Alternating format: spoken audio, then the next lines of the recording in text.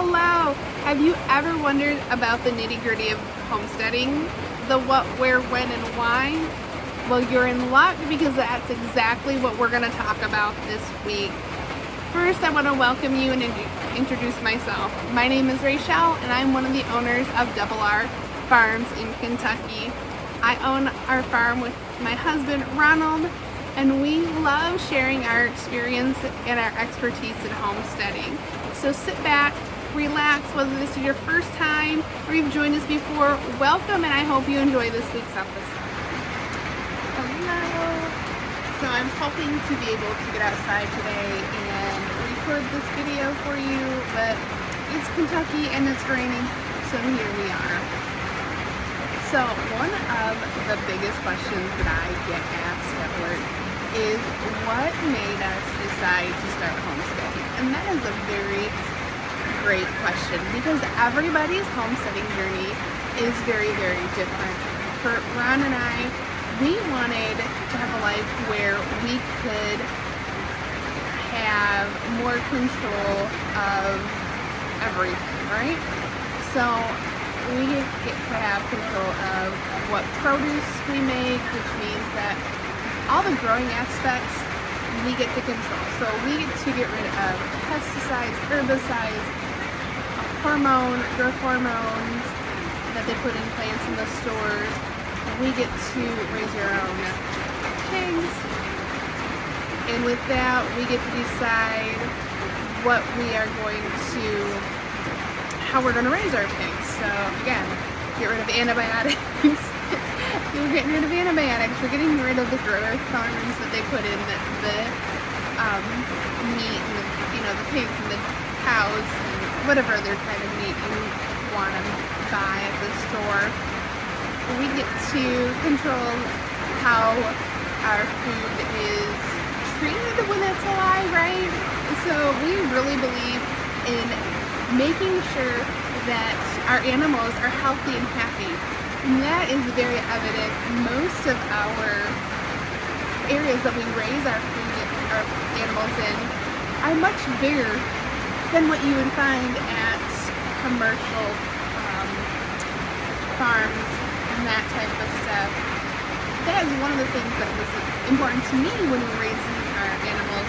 Even though we are raising them for meat, they do really have a good life. And again, that was something probably very important to me. And like I said, everybody's homesteading journey and why they wanted to do it is very different.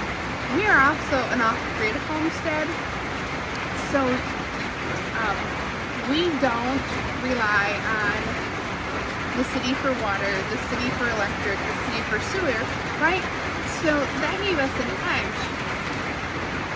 And that is why we decided that we were going to homestead and be off-grid. Another question that we often get asked is, what are some challenges that we face as homesteading, and what are some things that we wish we would have known before we started this journey? So the biggest challenge is I am very much a person that I like to see progress. Everything I do, even at work, I have a checklist of things that need to get done every day, right? And in homesteading, things happen when they happen. We have, at any given time, at least 3 to 4 projects going, and there's only so much that I can do. Most of the projects Ron takes care of because this is his full-time job, and I love that. So when I get home, I do what I can do. I feed our chickens sometimes, but mostly I feed our rabbits and water our rabbits and play with the bunnies because that's what I can do. I collect the chicken eggs as well. But then on the weekends, because I have not been exposed to homesteading prior to what we're doing right now, I lack a lot of the skills. Like, I was so excited this weekend I learned how to use the chainsaw. I can't cut anything down, but I can definitely cut whatever's on the ground up. So I was excited about that. And it just for the mere fact that I get to start a project and I can do more. So that was the biggest challenge, was being able to see progress, even though I know progress is being made every day. Ron, every day he's out doing something, and I know that it takes time, it takes money, it takes energy for our projects to come together. So when we're lacking one of the things, we can't really get the whole project done. So that puts us a little frustrating at times, but we're working through that so that, you know, we both are working, you know, just remember that we are making progress every day that we're out there, every day that we're working on our homestead, we are progressing. Something I wish I would have known, I wish I had more skill set to bring to the table. And that's where Ronald and I, we really complement each other, because I acknowledge my lack of skill set, and he's always encouraging that, you know, I'm doing the best I can. I just wish I would have had more time, more skill set. You know, I'm very smart with computers, I'm very smart with people. I can do domestic things inside the house. I don't have much skill set when it is outside. So I really have to rely on Ronald to do that. Another thing I wish I would have more knowledge about is a lot of people go to Pinterest. Now, I love Pinterest myself, right? And they see all this homesteading stuff and chickens and, you know, the cutesy little things that we're all guilty of it. You know, the chicken coops with the swings and this and that and everything else, right? I wish I wouldn't have believed all the hype, because what you see on Pinterest and what you see on other blogs and homesteading videos, that is years and years and years of practice and growing and learning new things and getting to the point where they can have some fun with their homestead. So I wish I would have had a better reality based for homesteading, but I'm getting there. And growth is always important no matter what you're doing, right? So our first step in homesteading was just deciding that we're gonna do it. And that is the biggest step, the whole process. Yes, you have to ask yourself where you're gonna live and what you wanna do, and I'll have a whole list of questions that you need to ask prior to actually jumping in head first.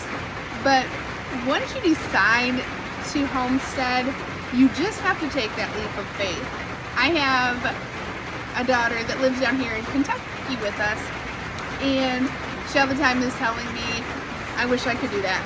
Well, and I just encourage her just to do it.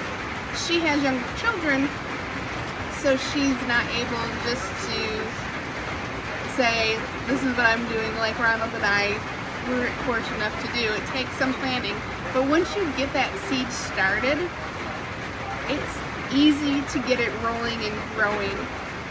A lot of people want to know, how do I find land? That was the trickiest part for us to do. Was we knew we wanted to homestead, we knew we wanted to raise pigs and chickens and grow our vegetables, but we didn't have any land. So we were fortunate enough to scour Facebook, scour online, and we found a company that does owner financing. And even with owner financing, our property payment and the way that we set up our finances, we are still paying way less for financing our property than we would have if we would have continued to live and rent, and we still wouldn't have had the success that we have had so far. I think the biggest reason a lot of homesteads fail, and I've seen it in our own little area, there are multiple places where people have started to homestead and they just stop. And I believe part of that is lack of knowledge and lack of support from friends and family. Homesteading is a huge undertaking, and it's typically not something, you don't grow up wanting to homestead, right? Unless that's something that you were born with, right? you know, you're born into that family of homesteaders, but it's typically not something that 40-something-year-olds decide, I'm gonna go homestead, this is gonna be fun. So it's definitely, people fail because of lack of support. They fail because of lack of knowledge. So maybe 100 years ago in school, they were teaching children and young adults how to be successful farmers, how to be successful ranchers, how to do all of this thing, and now it's very rare that you will see schools teach children how to do that abnormal. So, you know, there's a lack of knowledge. Another thing is a lack of determination. Homesteading, I've said this before, is not for the faint of heart. Homesteading is for people that have a drive and a desire to want to provide more, whatever their more looks like, right? So those are the top 3 reasons I personally think homesteading fails. One of the biggest things where people find support is getting on Facebook and looking for homesteading coalition groups in your area. We were fortunate enough to find one.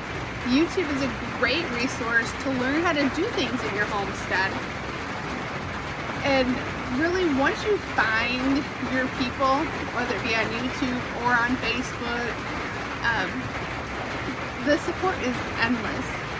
Every day I go on the Facebook group that we're on, and I let people know about the successes on our farm or the failures we have, and it's always people that are wanting to encourage you and uplift you, and they're there to hold your hand and tell you that everything's going to be okay. Homestead or farm? What's the difference? Okay, so this takes me, like, I still get this confused, or I use them interchangeably.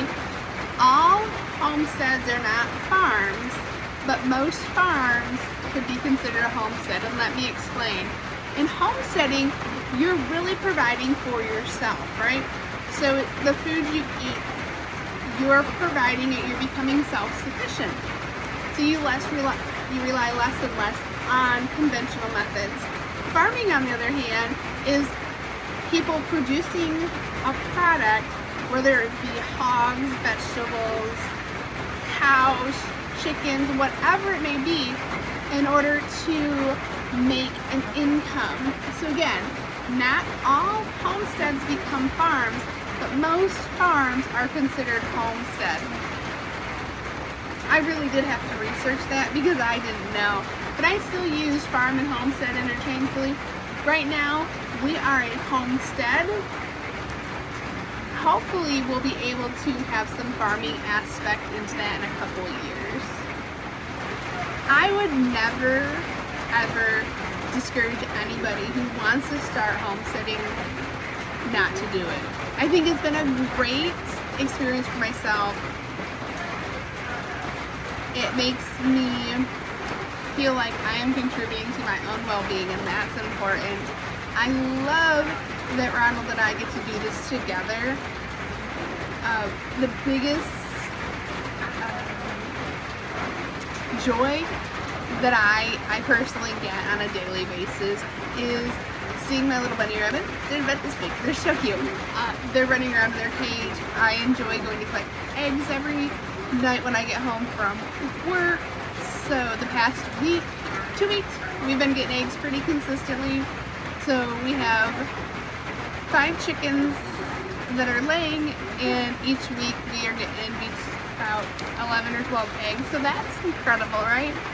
So again, I would never discourage anybody from starting a homestead, whatever their living situation is. You can really start homesteading in any area. And if you follow me on Pinterest, I have a board, a homesteading board, and in that board there is apartment homesteading. So, you know, small areas homesteading. As long as you can grow something, you can homestead, right? And even If you only grow lettuce and tomatoes, you're still providing for yourself, right? So again, just do it. So these are the top 10 questions that I really suggest that you think about when you decide you're gonna start homesteading. What is your purpose? Why do you want to start? Is it to provide yourself with better food, less reliance on commercialized food? Is it to get away from the city? Is it to be outside more? To give your kids a different kind of life? Whatever your reasoning is, it's very valid. What does your dream homestead look like? And this one you have to be very, very specific, okay? So, do you want a 10-acre homestead with a white picket fence and da-da-da-da? Or do you just want to start? Do you want I live in a tiny house, I love it. Do you want the tiny house where things are orderly? Do you want a big yard with lots of animals and produce, or do you want to focus mainly on produce, focus mainly on animals? I will tell you, when you're starting off, you're going to really have to think about the end result. When Ronald and I first started, it didn't have to be pretty, it just has to be functional. Now we're starting to see it doesn't have to be pretty, but it has to be functional, and we have to remember what the end result's going to be. We built one pig lot only to turn around and have to build a bigger one. So look at the long-term goals of your homestead. How self-sufficient do you want to be? For Ronald and I, we want to be as completely as self-sufficient as we possibly can. So, yeah, we're off-grid. We use a generator to power the lights in our refrigerator. We heat with the wood stove. Our water right now is being on the wood stove, so we have hot water. We want to be 100% self-sufficient, and that might not be a realistic goal or expectation for you, and that's totally okay. But that's something you have to consider. How much responsibilities can you maintain on your homestead? And what that means is, so with Ronald and I, Ronald maintains the homestead. That is his job. I can give 20 hours a week easily because I do work a full-time job outside the home right now. So my responsibilities are things that I can do when I get home and things I can do on the weekends when I'm home with him. That works for us and we're both okay with that. But that might not be realistic for you. So definitely that's something you need to consider. What your life is going to look like on the homestead and off the homestead, and what you can maintain and commit to every single week. What food will you eat? So providing a homestead needs to provide you with self-sufficiency, right? So what kind of food do you want to eat? What can you grow? Again, you're going to have to take small steps, but it is achievable and you can do it. I know you can. How will you preserve your food? So if you live off grid, it's not going to be feasible for you to have a deep freezer. Whereas you live at where you have power source, you could have a deep freezer. You're going to have to learn how to can. You're going to have to learn how to smoke your food, salt preservation. So again, and then how much space are you going to need to preserve that food? Will you raise animals for meat? Okay, so this one is super, super hard. We all know that our meat was living at some point. Our meat was essentially somebody's pet, right? You go to the store, you buy hamburger, that was a living cow. Kids don't realize that, but that's something that you need to know. Are you going to raise food for meat? How, if you have children, how are you going to explain to them that, you know, Charlie Carl's going to end up in the freezer one day? What skills do you think are necessary for homesteading, and how are you going to obtain those skills? This is where YouTube is going to be your best friend, I promise you. You can learn just about any skill on YouTube, and if you don't know, if you can't find it on YouTube, all you have to do is ask on Facebook groups, and they will help you. People love to show their knowledge, so all you have to do is ask. But you're going to have to do the asking, so you're going to have to know what skills you need and what skills you already have to bring to the table. Do you want to make money off your homestead? So this can be done lots and lots of different ways, from YouTube videos to blogs to making products and selling them. The list is endless, right? So that's something that you're going to have to consider. My goal in the next 5 years is to totally stop nursing full time and just make an income off of YouTube and blogging. I'm sure that's possible. I also have a couple other things up my sleeve that I'm working on, but blogging and YouTube are going to be my two biggest money makers.